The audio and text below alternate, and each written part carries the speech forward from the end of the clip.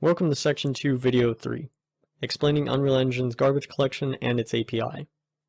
In this video, we are going to learn about how Unreal Engine's garbage collection system works with its own API. Unreal Engine 4 uses its own implementation of automated garbage collection called Unreal Reflection System.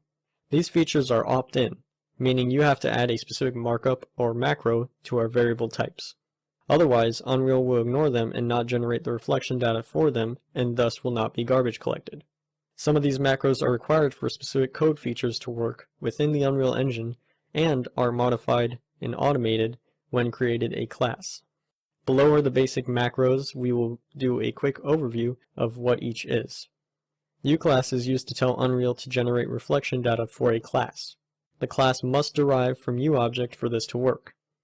UStruct is used to tell Unreal to generate reflection data for a struct.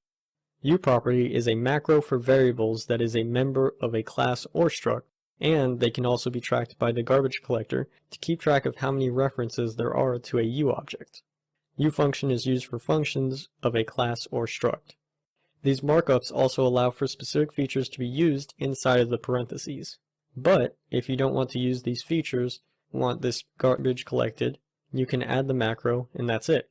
We will be quickly going over UFunction and UProperty as they are the most commonly used macros. UProperty is a macro that we would declare above a variable for it to be garbage collected, shown in Blueprint, used with networking, or also known as replication, or edit the value within the editor, which is also known as serialization. To specify what we want shown in Blueprints or in the editor, we would have to fill in specific keywords within the UProperty's parameters. Common keywords are Blueprint Read Only, Blueprint Read Write, Edit Anywhere, Visible Anywhere, and many more. As we go through the course, we will be using some of these keywords to show how they work along with explanations of what they do. To access the complete list of UProperty specifiers, they can be found in the Unreal Engine documentation page, which is openly available in the links below, along with a wiki page for all of these specifiers. UFunction is a macro that we would declare above a function for it to be called within Blueprint or used with replication. The UFunction macro works the same way as it does with UProperty, where you place it above a declared function and fill in the parameters with specific keywords for it to work.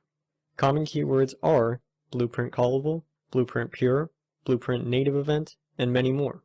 As we go through this course, we will be using some of these keywords to show how they work, along with explanations of what they do. To access the complete list of UFunction specifiers, they can be found in the Unreal Engine documentation page, which is openly available in the links below, along with a documentation page for all of these specifiers. Unreal features some basic gameplay classes that are built off of Actor that became default classes that must be used for the game to function at all.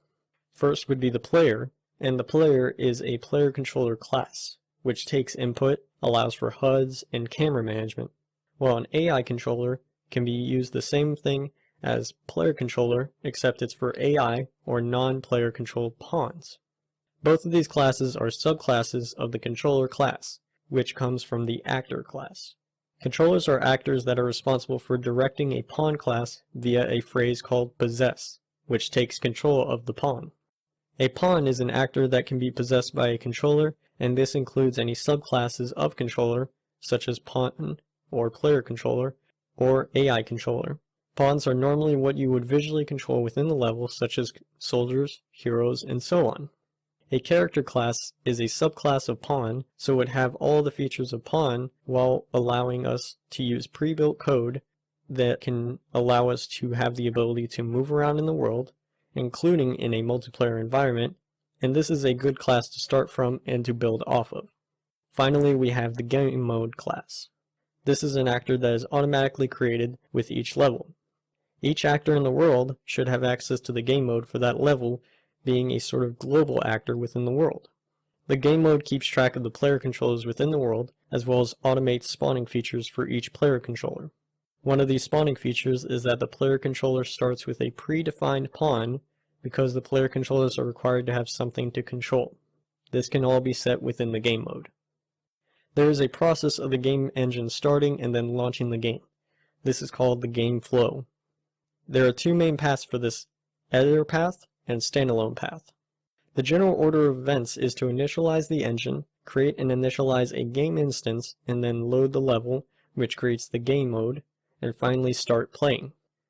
However, there are some differences between standalone and editor modes, both in terms of the exact order of some of the functions that are called, and they eventually do converge at the start of the game.